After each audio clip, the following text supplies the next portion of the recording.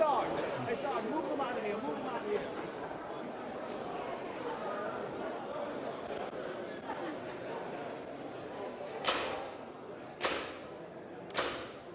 Good evening.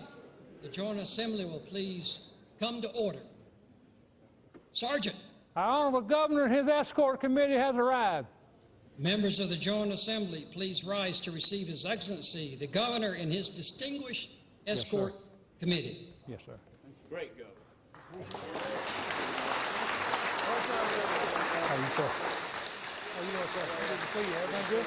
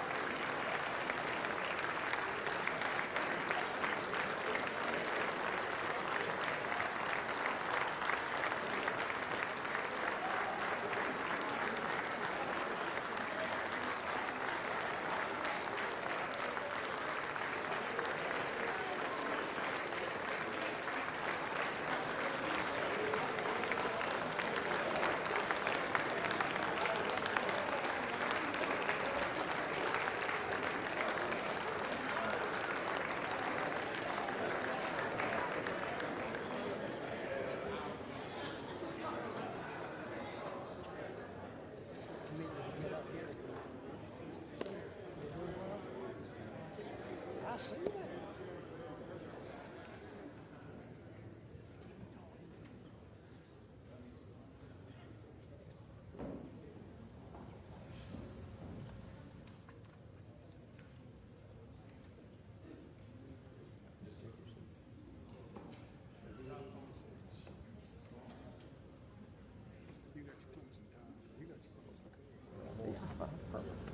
Orange and purple. Isn't that a good color?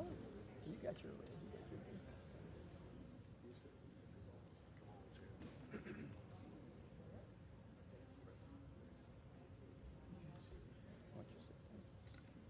Please be seated.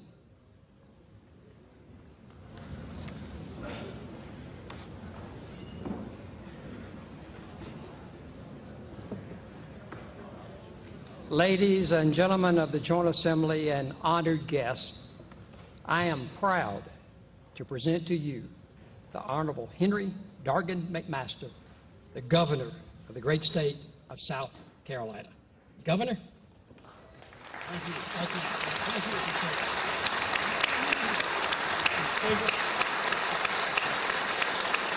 Thank you. Thank you.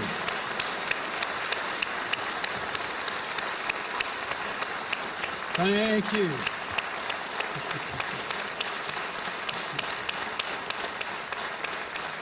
All right. Okay. All right, y'all be seated, please. Y'all, I'm a little hoarse. I hope my voice holds out. Mr. Speaker, Mr. President, ladies and gentlemen of the General Assembly, my fellow South Carolinians, we are here tonight to address challenges and opportunities. But first, as in prior years, I'd like to recognize those in uniform whom we lost in the line of duty in 2022.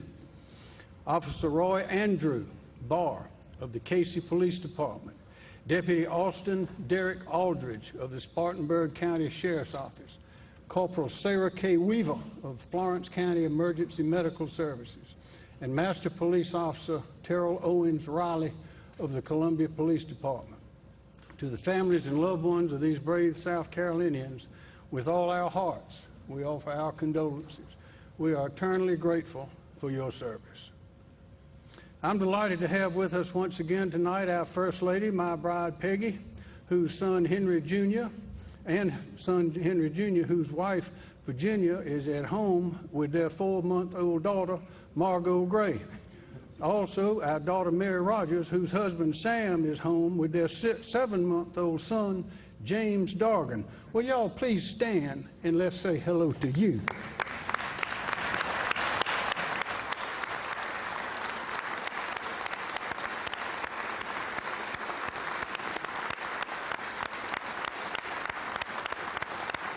you. And our Lieutenant Governor Pamela Evett and her husband David are here tonight. Please stand and be recognized.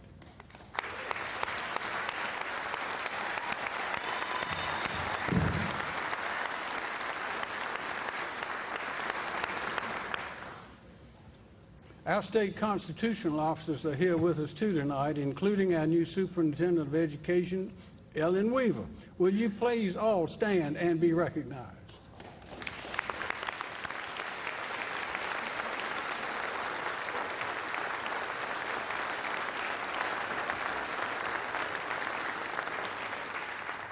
Finally, will the members of the best cabinet in the nation please stand and be recognized?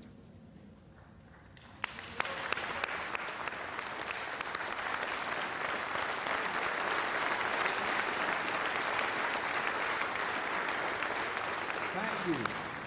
The people of the great state of South Carolina have given me the honor and privilege of serving as your governor for another 4 years. My family and I thank you. My pledge to all is that we will not squander this opportunity. We will continue to act boldly, think big, and continue building on our successes. South Carolina is richly blessed with a hard-working and talented people. Our quality of life and cultural heritage, abundant natural resources, and prosperous economy make us unique and attractive to all. In fact, South Carolina is the third fastest growing state in the nation, according to the U.S. Census Bureau. People want to be here. Our booming economy has once again created a record budget surplus, this year totaling over $3.5 billion in unexpected revenue. State government is in superior fiscal shape. Today we have the largest rainy day reserve fund balance and lowest amount of debt than at any other time in recent memory. So, it should come as no surprise that 2022 was the most successful year for economic growth in our state's history, with the record for the largest capital investment project broken twice in the same year. In 2022, we announced 120 projects which will create over 14,000 new jobs, with $10.27 billion, $10.27 billion in new capital investment. That's almost 2.5 times as much as 2021 and more than ever before. As another sign of our economic strength, last year we almost quadrupled our foreign direct investment from the previous year. Excuse me. Every day, employers are creating new jobs, entrepreneurs are opening new businesses, and companies are deciding to locate in South Carolina. The Palmetto State has one of the nation's fastest growing container ports, 2 innovative inland ports, 33 airports, 2,300 miles of rail lines, and more than 41,000 miles of state-maintained highways. The Port of Charleston has the deepest harbor, 52 feet on the East Coast, and its volume will grow exponentially this year. There are 208 million people, 2/3 of the U.S. population, within 2 days' drive of South Carolina. Our thriving tourism industry continues to break records. Compared to pre-pandemic levels in 2019, in the 2022 fiscal year, accommodations tax collections were up almost 50%. Our state park system revenues were up 46%, and admissions tax collections were up 28%. Not only did we drive our way through a debilitating pandemic with our decisions based on common sense in the Constitution, but we thrived. Tonight, we will recognize several of the businesses which announced new investments in South Carolina during the record-breaking year of 2022. As you will notice, the automotive industry continues moving towards electric vehicles, and South Carolina is moving along with it. Last year, I issued an executive order prioritizing the recruitment of these manufacturers to ensure that our state will continue to be seen as an ideal place for manufacturers and their suppliers to do business. South Carolina will continue to adapt as industry innovates and grows. In Berkeley County, Redwood Materials will invest $3.5 billion, the largest announcement in the history of South Carolina, and create 1,500 jobs for a new battery materials recycling facility. In the upstate, BMW will invest $1.7 billion, the second largest investment in state history, $1 billion of which will prepare plant Spartanburg to produce electric vehicles, and $700 million to build a new high-voltage battery assembly facility in Woodruff, which will create 300 more jobs. Excuse me. Envision AESC will invest $810 million in Florence to build a new state-of-the-art battery cell gigafactory and employ over 1,000 residents to supply technology-leading battery cells to power the next generation of electric vehicles. In Colleton County, Control Matic Pomega will build a 3 gigawatt-hour capacity lithium-ion battery factory that will produce grill-scale energy storage. The company's $279 million investment will create approximately 575 new jobs. Bosch made 2 announcements in 22 that continue to develop the company's nearly 50-year history in the state of South Carolina.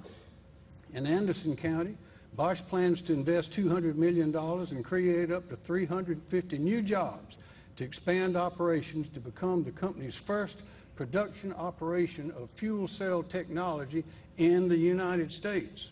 And in Dorchester County, Bosch launched the production of electric motors to support the U.S. market demand for electrified vehicles with plans for future growth. Bosch plans to invest $200 million and create up to 350 new jobs to expand operations to become the country's first production operation of fuel technology in the United States, as I said. Bosch plans to invest $260 million and create 350 jobs in North Charleston with a combined investment of $625 million and 50 new jobs. Nucor Steel is expanding Berkeley County to include a new galvanizing line to meet the increased demand for steel and air separation unit to modernize the mill.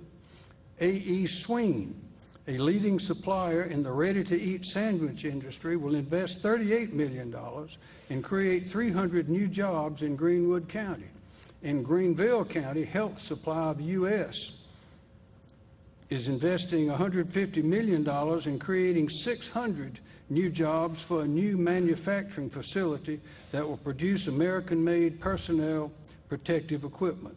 Keon, North America, will invest $400 million and create 450 jobs to reshore the manufacturing of core components for industrial lift trucks from China to Somerville. When I call your names, will the leaders from these companies here with us tonight please stand and be recognized? And ladies and gentlemen, if we please hold our applause until they're all standing. Excuse me. Mr. Jason Thompson, the Chief Financial Officer of Redwood Materials. Ms. Sherry McCraw, the Vice President of Human Resources of BMW. Mr. Jeff Deaton, the Managing Director for North America of Envision AESC. Mr. Bahadir Vetki, the Chief Executive Officer of Control Magnet Pomega. Mr. Mike Sweaty, the President of Bosch North America. Mr. Nathan Prain-Gear, the Vice President and General Manager of Nucor Steel. Ms. Christy Broadwater, the Senior Vice President of Human Resources for E.A. Swing. Mr. Chris Garcia, the Chief Executive Officer of Health Supply U.S. Mr. Jonathan Dawley, the President and Chief Executive Officer of Keon, North America. And finally, our Secretary of Commerce, Harry Lightsey, and his remarkable team, which worked around the clock to produce these successes, and they are here tonight. Ladies and gentlemen, we thank you all for making 2022 a record-breaking year in South Carolina, and this year, let's do it again.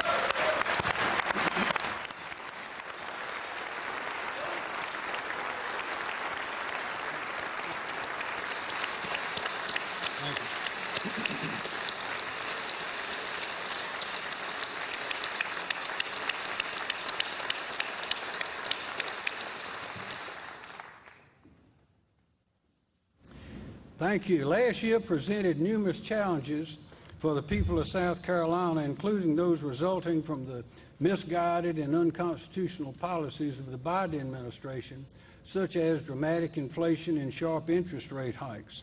Left unchecked, runaway federal spending has created the specter of a recession on our horizon. Yet, I am confident about the future of our state because I have faith in the people and in those they elected to represent them in this General Assembly. And I'm excited to renew our successful partnership, one based on working together through collaboration, communication, and cooperation. Today, we are presented with an opportunity to take bold, transformative actions that will build prosperity for generations to come. The foundations of our successes rest on three pillars: economic strength, education, and our natural environment. This past November, South Carolinians overwhelmingly approved a constitutional amendment increasing the minimum required balance in the Rainy Day Reserve Fund. It was increased from 5% to 7% of the total amount of General Appropriations Act funds available to be appropriated in any year. I now ask the General Assembly to set aside an additional $500 million to voluntarily increase the Rainy Day Reserve Fund minimum balance from 7% to 10%. By saving this money instead of spending it, we can once again be prepared for any future economic uncertainties should they arise. Until recently, South Carolina had the highest personal income tax rate in the Southeast and the 12th highest in the nation. Last year, we worked together to pass the largest income tax cut in state history. I thank you for that. This made South Carolina even more competitive with other states for new jobs and capital investment. A tax cut has the impact of a pay raise, letting people keep and spend more of their hard-earned money, which itself is a catalyst for even more economic growth and prosperity. In February, the State Board of Economic Advisors is scheduled to issue an updated revenue forecast. Should an increase in future revenues allow, I ask the General Assembly to use additional funds to speed up the income tax cut schedule so taxpayers can keep even more of their hard-earned money. In addition, I recommend setting aside a significant amount of funds to reinvest in our state's record-breaking economic growth development efforts rather than borrowing it through the issuance of bonds, which increases our state's debt. A one-time appropriation of $500 million will allow the Department of Commerce to satisfy all outstanding obligations and incentives without borrowing money. The House recently approved this appropriation, and it is my hope that the Senate will follow suit. An additional one-time appropriation of $200 million will allow the department to identify and secure properties for future mega-site development. Rural South Carolina is beautiful. Rural South Carolina has everything it needs for beauty, peace, and tranquility. But what it needs for good public and economic health is water and sewer. The right water and sewer systems in a county can transform a tax base. That means jobs, good schools, strong families, and a safe and vibrant community. In 2022, the State Rural Infrastructure Authority received $800 million in American Rescue Plan Act funds, ARPA. Their purpose: replace, repair, and consolidate our state's aging and outdated rural water, sewer, and stormwater infrastructure through competitive grants.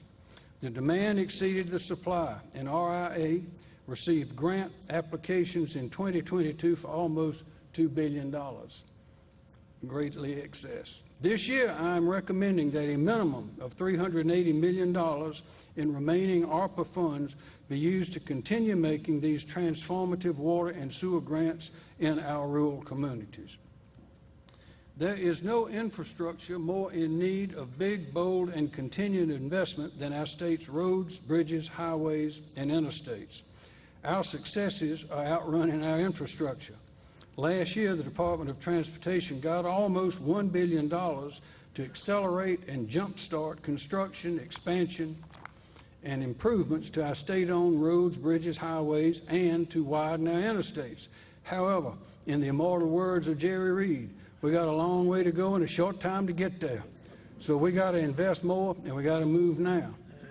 This year, my executive budget provides an additional $850 million to continue speeding up the completion of projects which will relieve traffic congestion on interstates and highways, repair or repave local roads, and fix over 400 bridges across our state. Education. Working together, we've taken bold steps to improve the education of our children that they receive in the classroom.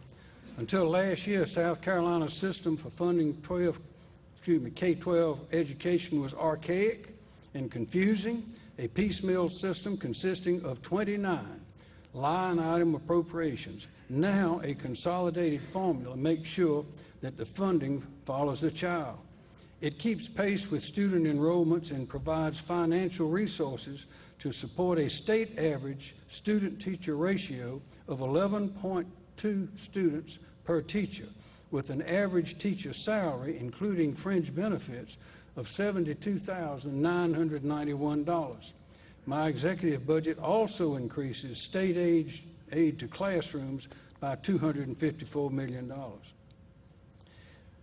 To increase the percentage of children who enter our public schools ready to learn, we unleashed the free market and expanded full-day 4-year-old kindergarten to all at-risk children in the state.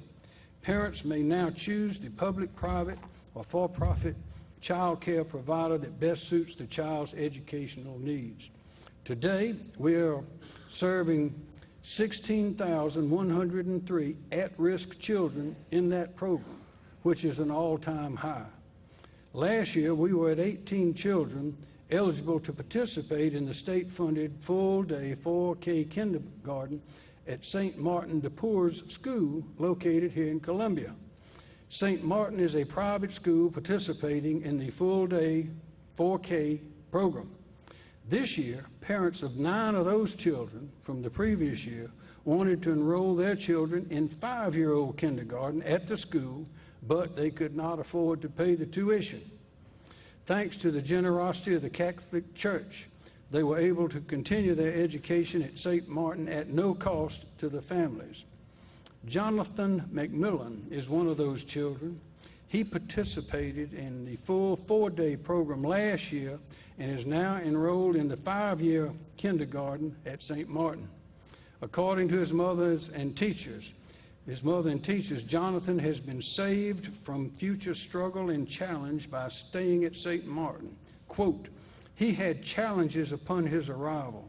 He had different social skills that required the intentionality of our educational team. Jonathan is not shy. He is brilliant and a determined leader, end of quote. His teacher, Ms. Hare, says that her goal is to help him find his light so he can brightly shine to the world around him. Jonathan is here tonight accompanied by his mother, Ms. Jennabu, along with the principal of St. Martin, Ms. Dolores Gilliard. Ms. Gilliard has served as principal for 5 years. She completed a 40-year career at public schools in Richland One School District, spending 22 years as a principal before coming to St. Martin. Jonathan and ladies, will you please stand and be recognized?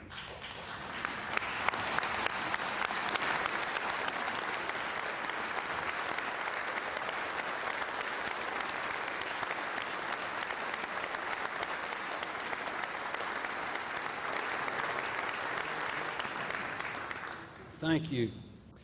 My executive budget also provides $25 million in lottery dollars for the creation of education scholarship accounts, also called ESAs, pending a change in the law by the General Assembly. These funds will allow lower-income parents to choose the type of education environment and instruction that best suits their child's unique needs. Teacher pay. My executive budget also proposes to continue the remarkable progress we have made in raising teacher pay, and we must do more. New teaching positions are being created every year at new schools constructed to keep up with our growing population. 6 years ago, the minimum starting salary of our teachers was $30,113, and the average teacher salary was below the southeastern average. Today, The minimum starting salary of our teachers is $40,000, and the average teacher salary now exceeds the Southeastern average. That is progress. My executive budget proposes increasing teacher salaries by $2,500 at every step in the state salary schedule, making the new minimum starting teacher salary $42,500. My goal by 2026 is a minimum starting salary of at least $500, $50,000.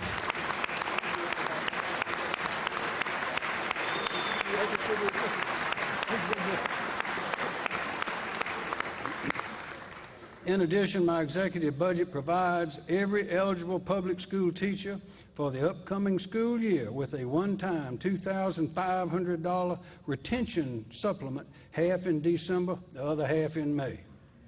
Miss McKenna Blankenship is a first-year teacher at Bay Road Elementary School in Darlington County School District.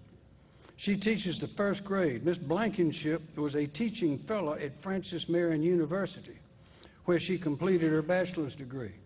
She is the daughter of Ms. Jennifer Blankenship, also a teacher in the Darlington County School District. She teaches English and the teacher cadet program at the Mays High School for Math, Science, and Technology. The teacher cadet program is a high school course which encourages academically talented high school students to consider teaching as a career. McKenna always wanted to be a teacher. As she said, quote, "My mom was a lot of inspiration for my journey. I enjoy seeing students make connections with their life and what they are learning in school, but also the aha moment when they truly understand a concept. My first year is going awesome, and I could not have been more blessed with the community I chose. These students are bright and always begin the day with a surprise. I learn more as a teacher and a person every day. This career and opportunity with the students fulfills my life in more than one way." End of quote.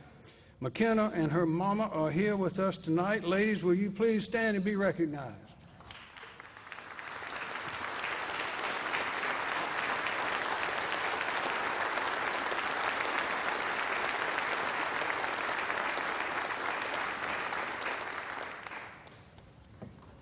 Placing an armed certified school resource officer known as an SRO in every school in every county all day, every day has been one of my top priorities.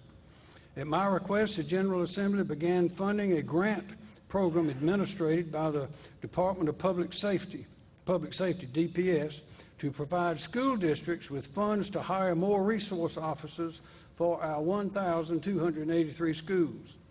The grant program has been very successful and has more than doubled the number of officers assigned to a school, going from 406 to 982 in just 4 years.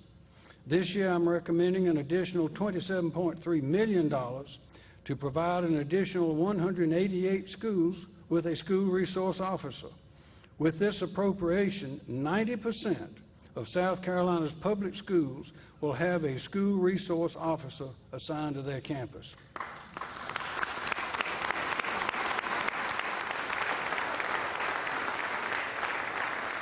In July of 2021, Michael Tucker was named Program Manager for the SRR program at the Department of Public Safety. During Mr. Tucker's first year working with school districts and local law enforcement agencies, the number of state-funded school resource officers increased by 74%. For his exemplary work to improve school safety in our state, Mr. Tucker was recognized in October as the DPS Public Servant of the Year. Joining Michael tonight is the Director of the Department of Public Safety, Rob Woods, and Chief of Staff, Michael Oliver. Gentlemen, please stand and be recognized.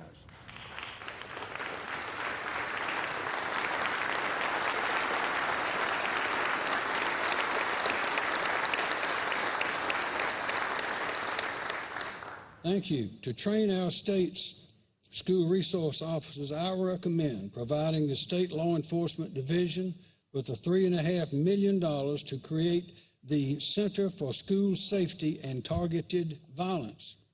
Located at the old Gilbert Elementary School, this partnership with the Lexington School District 1 will provide a state-of-the-art training center in a real-life setting for law enforcement officers and school personnel. Last year, we expanded the investigative jurisdiction of the State Inspector General to reflect concerns that South Carolinians have regarding the management of our public schools, especially the management of taxpayer funds by public school boards. It was a good first step towards restoring the public's confidence in the action of school boards. We should expand this transparency. To this end, the public should also know who's getting paid to influence decisions made by county, municipal, or school board officials. These lobbyists should be required to register with the State Ethics Commission, just like those who are paid to lobby the legislature. What's good for the State House is good for the schoolhouse. Members of the General Assembly, send me this legislation and I will sign it into law.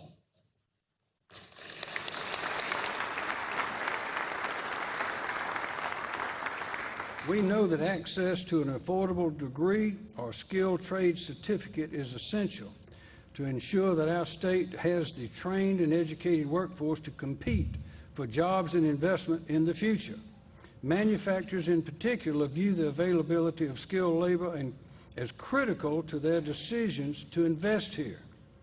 To address the critical labor shortage affecting key sectors of our economy, I'm asking the General Assembly to invest an additional $78 million in lottery funds to expand workforce scholarships for the future through the South Carolina Technical College system. In the last 2 years, this highly industry credential in high-demand careers like manufacturing, healthcare, computer science, information technology, transportation, logistics, and construction. Gina Roccanella, a graduate of Airport High School in Lexington School District 2, is pursuing an associate degree in early childhood and elementary education from Midlands Technical College. In the afternoons, she works in an after-school program caring for preschool and elementary age students. After-school programs provide activities for students and allow mothers and fathers to work. After completing her associate degree, Ms. Roccanella plans to transfer to a four-year college to complete her teacher certification requirements and become a teacher. She received a workforce scholarship to attend Midlands Technical College because all regions of our state face a critical shortage of child care workers. According to the U.S. Census Bureau labor statistics, there are 100,000 fewer child care workers today in America than before the pandemic. They are in high demand. Ms. Roccanella is joining us tonight, and with her is Dr. Ron Rames, president of Midlands Technical College. And this would not have been possible without the tremendous leadership of Dr. Tim Hardy, president of the State Technical College System, who is also here tonight. Will you all please stand and be recognized? All y'all.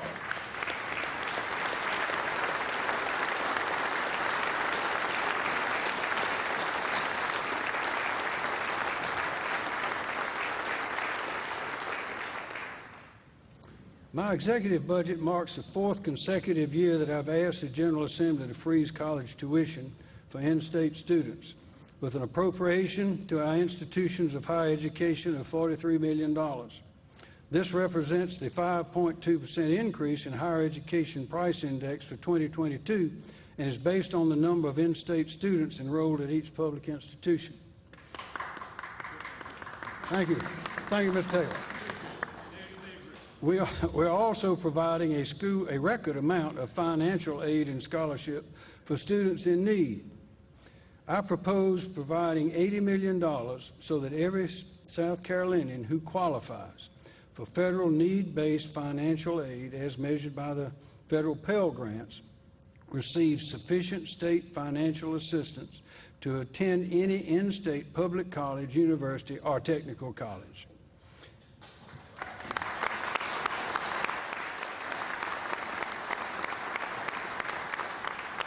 And students at private, independent, and historically black colleges and universities will receive an additional $20 million for tuition grants and assistance. In just 2 years, the University of South Carolina has almost doubled the number of in-state students receiving need-based grants, from 2,000 students to more than 3,900 from every county in our state. With us tonight is Jasmine Laura Guerrero, a junior at the University of South Carolina, majoring in political science. Upon graduating, she plans to pursue a PhD in political science. For the past 3 years, she has received a need-based grant. Ms. Guerrero is a first-generation college student. She is an Opportunity Scholar, a Ronald E. McNair Scholar, and a Magellan Scholar. She is part of the Gamecock Guarantee Program, which provides financial and academic support to first-generation college students, and she will graduate having no student loan debt. Before entering USC, Ms. Guerrero attended the Academy for the Arts, Science, and Technology, a public magnet high school in Myrtle Beach. Jasmine, please stand and be recognized.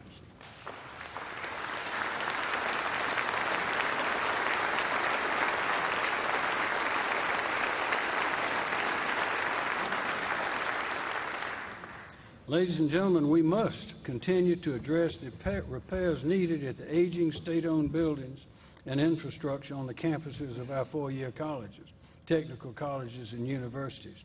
I ask the General Assembly to join me in paying down the state's deferred maintenance liability with $209 million in capital reserve funds to be distributed pro rata based on each institution's in-state enrollment. Let's pay for this right now rather than borrowing it and creating more debt. In addition, I ask that the General Assembly complete the funding of the Battelle Alliance, a collaborative nuclear sciences research partnership between the University of South Carolina, Clemson University, South Carolina State University, and the Savannah River National Laboratory. With an appropriation of $100 million in addition to the $20 million appropriated last year, this alliance will develop workforce training programs designed to develop a pipeline of new talent to fill engineering, science, research, and management positions for private industry and nuclear facilities, including those operated by the Department of Energy. The impact on our research campuses will be far-reaching and dramatic. Healthcare. It's clear that the mental health crisis exists in South Carolina following the COVID-19 pandemic, especially among our young people. Many are still struggling with the effects of disruptions, virtual instruction, isolation, and constant changes to normal routines. South Carolinians in crisis must have access to professional mental health counseling and services. To meet the growing demand for these services, I'm recommending an allocation of nearly $45 million to the Department of Mental Health. These funds will support the agency's ability to recruit and retain mental health professionals, provide inpatient services, increase access to crisis services such as suicide prevention hotlines, including one specifically for veterans, and community-based treatment services. Last year, I directed Health and Human Services Director Robbie Kerr to initiate an immediate review of our state's behavioral health funding and delivery system. It became clear from Director Kerr's efforts that the time has come to modernize and restructure South Carolina's siloed healthcare delivery agencies and the Department of Mental Health, the Department of Health and Human Services, and the Department of Health and Environmental Control, among others. My executive budget includes a $5 million appropriation to the Department of Administration for the purpose of procuring the professional expertise necessary to analyze and provide the General Assembly by June 30, 2024 with a comprehensive plan to restructure these agencies, consolidating and privatizing wherever possible. Our booming economy sometimes puts our state agencies at a disadvantage with the private sector in recruiting and retaining good employees. My executive budget provides $78 million for recruitment and retention salary increases for state employees, $2 million for one-time $2,500 sign-on bonus for first-time state government hires, and $2 million to the Department of Administration so they can assist smaller state agencies with marketing and advertising efforts to fill those hard-to-hire positions. I'm also recommending that there be no increase in the employee-paid premiums for state health plan participants, and that we add, at no cost to state employees, an annual OB/GYN exam for all females, similar to the existing no-cost adult wellness visit, which was added 2 years ago.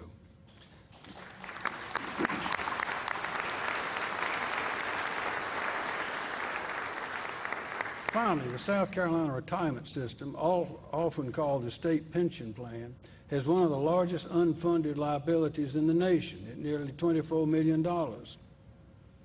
The system only has assets equal to 64% of what is required to pay beneficiaries, which places our pension system fifth worst in the nation.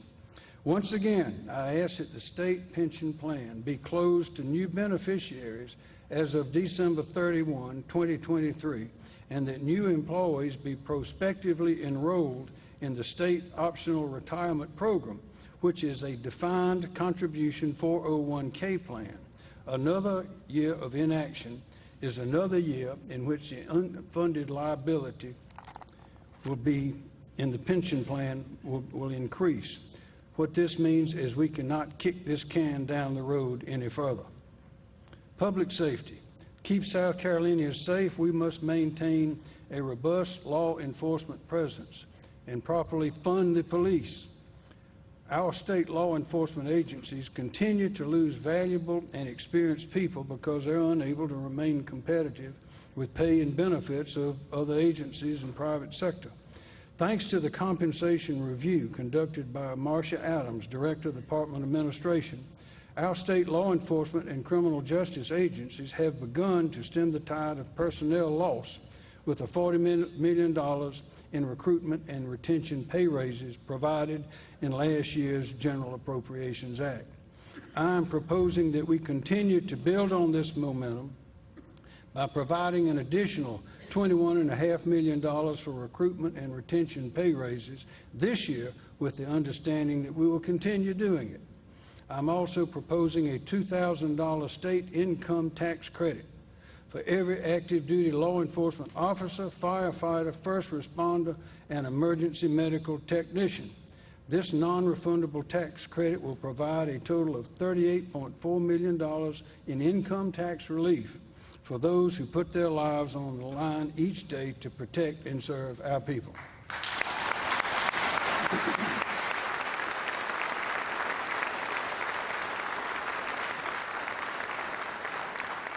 In addition, I recommend that we maintain the proviso suspending the $10,000 retirement cap for anyone enrolled in the police officers' retirement system. This will allow retired officers to return to work and fill existing vacancies, and it will make our state safer. How about the revolving door?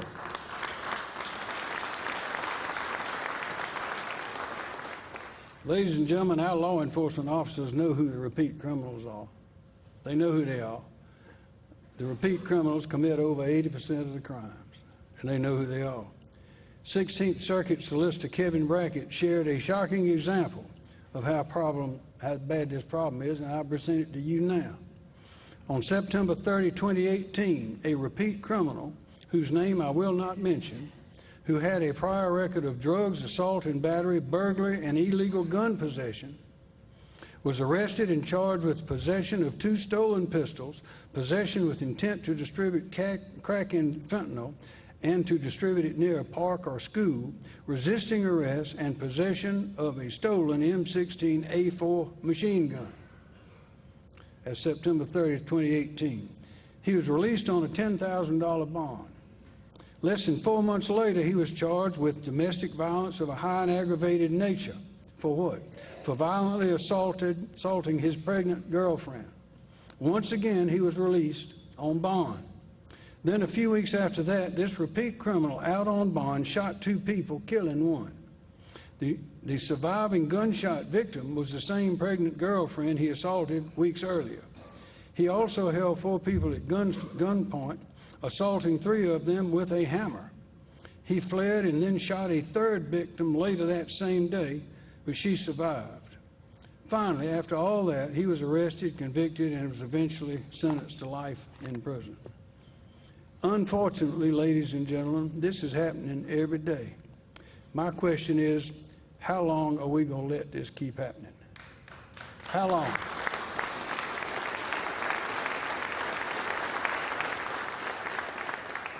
What do we tell the families? What do we tell them? Law enforcement needs our help. They need stronger laws to keep illegal guns out of the hands of criminals and juveniles. They need new laws to close the revolving door and keep career criminals behind bars and not out on bond. That means we need no bond for repeat criminals. Those who commit a crime while out on bond should receive an automatic, mandatory 5-year felony sentence with no early release or parole on top of the sentence for their previous crimes. Currently, there are no graduated criminal penalties for illegal gun possession in state law. That means the penalty is the same no matter how many times the criminal gets caught. This provides no deterrent. Graduated felony penalties with no bond will help keep repeat criminals behind bars and not out on bail where they can commit more crimes.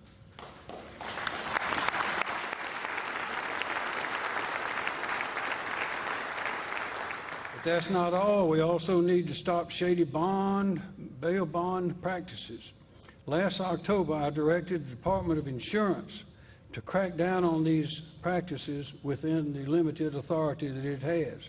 Today, I propose to you the establishment of minimum standards for court-ordered GPS or electronic monitoring and the imposition of penalties on bondsmen who fail to maintain electric monitoring or fail to report violations of bond conditions to the court. Another point. We have today no means to carry out a death sentence in South Carolina. And nobody knows that better than the murderers and the killers. The families and loved ones of these murderers know it, too. The Department of Corrections has been unable to carry out the death penalty by lethal injection since 2011 because the companies that make the drugs will not sell them unless their identities are shielded by state law from anti-death penalty activists. 14 states have enacted such a shield law. Director Brian Sterling and I have asked the General Assembly to address this for 5 years. In an effort to solve this problem, you will remember that we amended the death penalty law to make the electric chair the default method if legal injection was unavailable, and added the firing squad as a new means of execution. It was immediately challenged in court. Scheduled executions were halted, and we now, once again, await a decision by our state Supreme Court. Once again. Ladies and gentlemen, we cannot keep waiting. I ask this General Assembly, pass a shield law. We must give these grieving families and loved ones the justice and closure they are owed by law and tell the people of South Carolina that their government believes in the rule of law just like they do.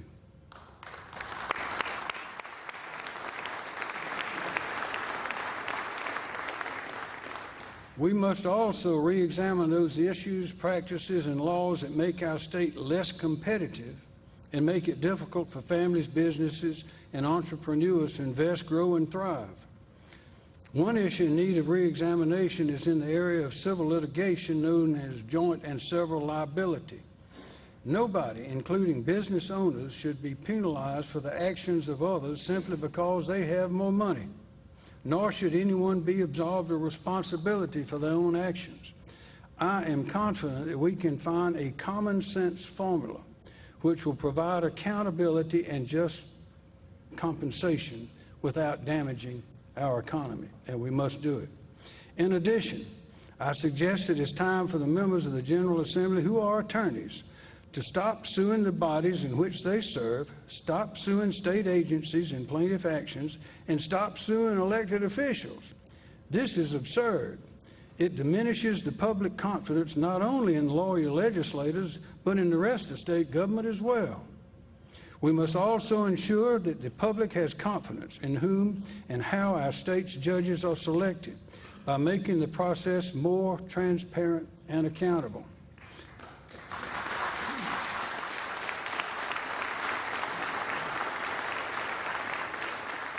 South Carolina is one of 2 states in which the General Assembly selects the members of the judiciary. It appears that the confidence in this arrangement is waning.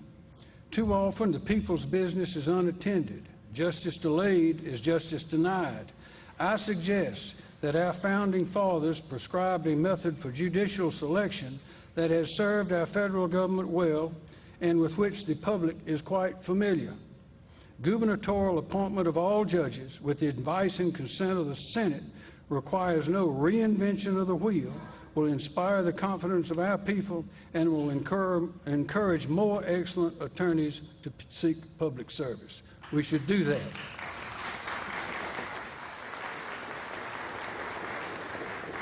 Last year, the U.S. Supreme Court ruling in Dobbs against Jackson Women's Health Organization gave us cause for confidence when it recognized that Roe against Wade was egregiously wrong, and, quote, on the day it was decided, and that the U.S. Constitution does not prohibit states from regulating or prohibiting abortion. Unfortunately, the South Carolina Supreme Court delivered a temporary setback earlier this month. In a 3-2 decision, the court struck down the Fetal Heartbeat and Protection from Abortion Act. Our court concluded that it violated a South Carolina constitutional provision that was proposed and adopted before Roe v. Wade at a time when nearly all abortions were illegal in South Carolina. I say respectfully, the court's decision is at odds with the law and the facts, and the lead opinion's results-oriented reasoning threatens to disrupt our constitutional separation of powers. When I signed the Heartbeat Act into law, I was confident that it was constitutional. I still am. Therefore, I will be filing a petition for rehearing next week along with other state officials, and I remain optimistic that we will prevail in our historic fight to protect and defend the right to and the sanctity of life.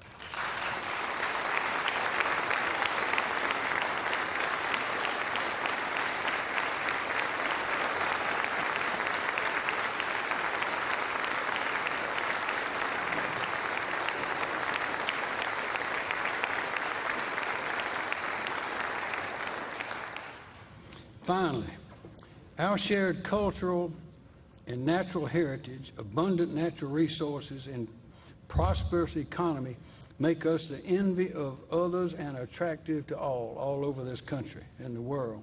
Explorers for kings and queens marveled at our mountains, beaches, sea islands, and marshes. They reported back to their sovereigns that the land was lush, fertile, and brimming with abundance. And I have no doubt if they were here now, they would have the same reaction and say the same thing.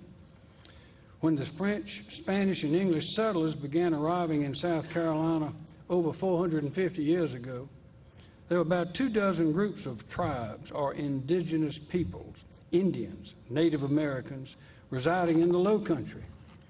The Ashpoo, Bohicket, Combee, Edisto, Kiowa, Siwee, St. Helena, and Wando, among others, lived and thrived here, and their names live on today as majestic rivers, sea islands, towns, and other entities. Currently, a number of these tribes are officially recognized. The Catawba Indian Nation, the Beaver Creek Indians, the Edisto Natchez Cusco Tribe of South Carolina, the PD Indian Nation of Upper South Carolina, the PD Indian Tribe, the Piedmont American Indian Association, the Santee Indian Organization, the Sumter Tribe of Cheraw Indians, the Waccamaw Indian people, and the Wackamosaw Tribe of Varnertown Indians. Many of these leaders of South Carolina's tribes are here with us today. Will you please stand and be recognized?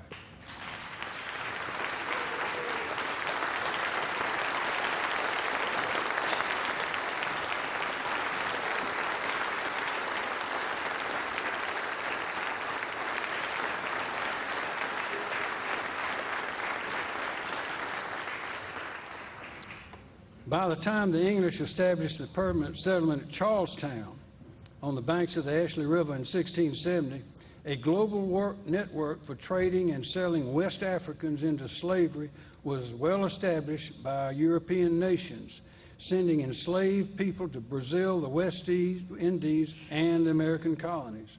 Between 1700 and 1775, 40% of the enslaved West Africans entering the colonies did so through Gadsden's Wharf in Charleston, which today is the location of the new International African American Museum.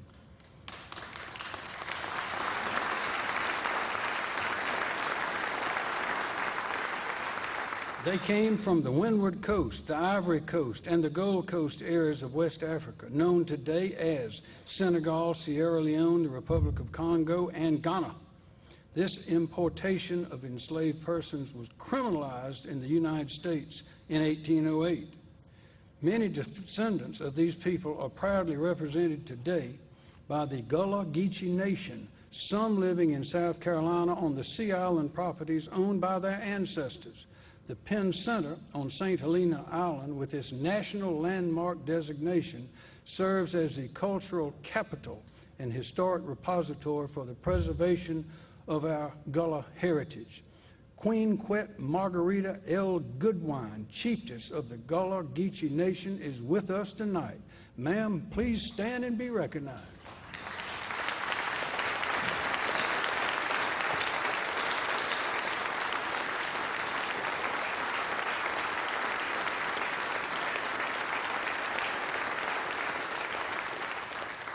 It is believed that the first European Jewish settlers arrived in Charleston around 1700 from all over Europe to take advantage of the civil and religious liberty afforded in the colony of South Carolina.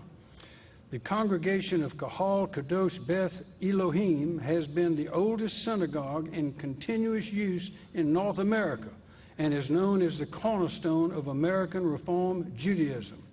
By 1800, South Carolina had the largest Jewish population of any state in the United States.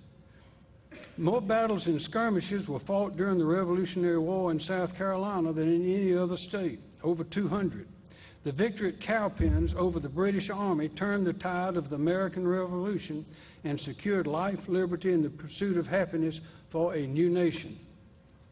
And the term sandlapper was born from a colloquial nickname bestowed upon South Carolinians by retreating, I repeat, retreating British troops. Efforts are now underway to preserve the stories and places of all these historic events and people that I mentioned and others. Clearly, South Carolina has an incomparable culture and natural heritage and distinguishes our state and people from others. We must honor, preserve, and be good stewards of that which we have been given. Economic growth and preservation of our shared heritage are not opposing objectives which must be balanced as a competition, one against the other. Instead, they are complementary, intertwined, and inseparable, each dependent on the other. To strengthen one is to strengthen the other.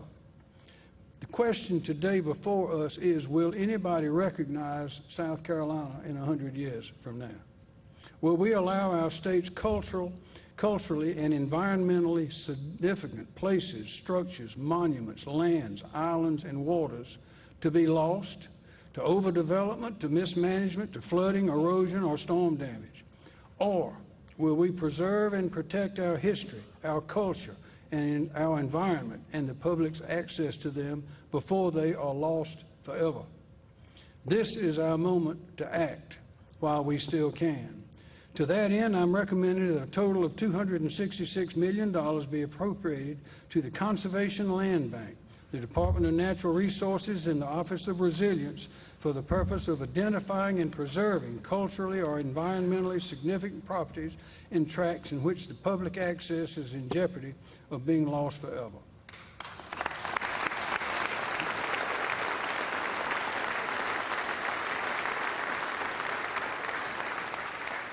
In closing, to the members of the General Assembly, I say let us continue our successful partnership, one that is based on communication, collaboration, cooperation, and trust. Let us embrace civility and comity through our thoughts, our actions, and our words, and urge our people, especially the young people, to be proud of their wonderful state. And let us set our state on a course that will provide these opportunities for prosperity, success, and happiness for generations of South Carolinians to come, our sons, our daughters, and theirs as well. Ladies and gentlemen, the best is yet to come in South Carolina. May God continue to bless America and continue to bless the great state of South Carolina.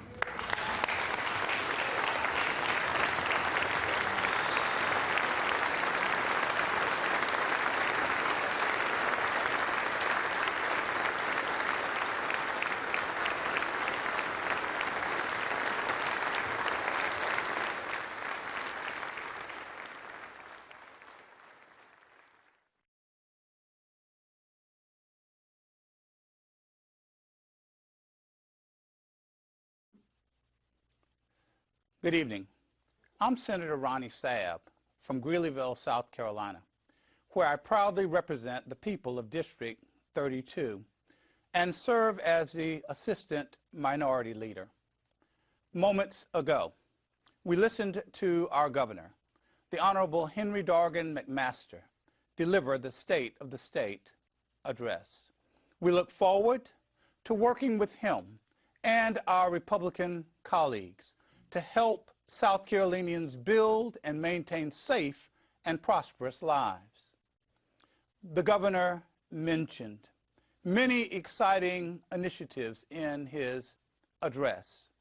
Democrats support the plans to improve our state roads and bridges, expand sewer and water services, and make broadband accessible to all South Carolinians. But let's be clear. Many of these investments are made possible because of the passage of the federal infrastructure bill under President Joe Biden. This is a classic example of our federal and state government working together to accomplish great things that benefit everyone. Democrats welcome the governor and our Republican colleagues to the ongoing fight to stabilize college tuition costs. We must make higher education in South Carolina more accessible without our children being saddled with enormous student loan debt. Perhaps opening the door to college for more students will help remedy the massive teacher shortage our state is facing. Democrats have long supported increasing teacher pay. It has never been a secret that one of the reasons it is so hard to attract and retain teachers in South Carolina is because our salaries are simply not competitive. Increasing salaries will give our current teachers a fair and livable wage, draw in new talent, and encourage the next generation of bright minds to enter this vital and noble profession. Democrats have been fighting for teachers for a long time. Democratic legislators like Senator Darrell Jackson of Richland County and Representative Gilda Cobb Hunter of Orangeburg County have been tireless advocates for decades.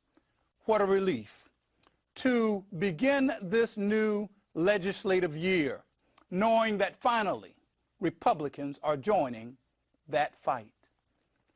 As newly elected leadership takes on the task of overseeing our public schools, I'd like to take this moment to thank our former State Superintendent of Education, Molly Spearman. Molly, we didn't agree on everything, but we worked together well for the children of our state.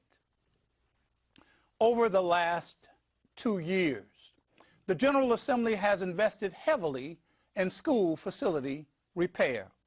But in South Carolina, we still have 2 categories of school districts, the haves and, yes, the have-nots. The have-nots are mostly rural districts which struggle to build new schools, fix existing buildings, and provide a better and safer education for their students. To ensure that no matter their zip code, students have the opportunity to attend modern and safe schools, we need a recurring stream of state revenue dedicated to funding new facilities and making upgrades to outdated schools. With this funding, our state superintendent and school districts will be able to plan better for growth and for change. Education is our greatest weapon against poverty. We owe it to all of our children to simply give them a fair shot. We ask our governor and our Republican colleagues to support Senator Thomas McElveen and help us pass the Education Bank Act to build better schools. I say to our governor and my Republican colleagues, join Democrats in our efforts to provide better mental health care in South Carolina. Our state services and programs for those facing mental illness are shrinking. The Bill Street facility, which once served them, is closed. It's time to act. We must find new ways to provide health care for our most vulnerable. All too often, these South Carolinians find themselves homeless and end up in jail rather than in treatment. We've turned our backs on our neighbors. This is a statewide tragedy, but it can be remedied. Governor, join us. Let's pass the Mental Health Treatment Act. A few weeks ago, I attended the governor's prayer service. It was an excellent service, excellent sermon. One of the points the Reverend Dr. Derek Thomas made was, and I quote, "Good government should encourage good and discourage evil." Simple but true words. And that is why South Carolina needs to pass hate crime legislation. Folks, South Carolina and Wyoming are the only states in the United States of America that do not have hate crime legislation. The Reverend Dr. Martin Luther King Jr., whose birthday we recently celebrated on the State House grounds, was an extraordinary observer of our country's strengths, weaknesses, and potential for good.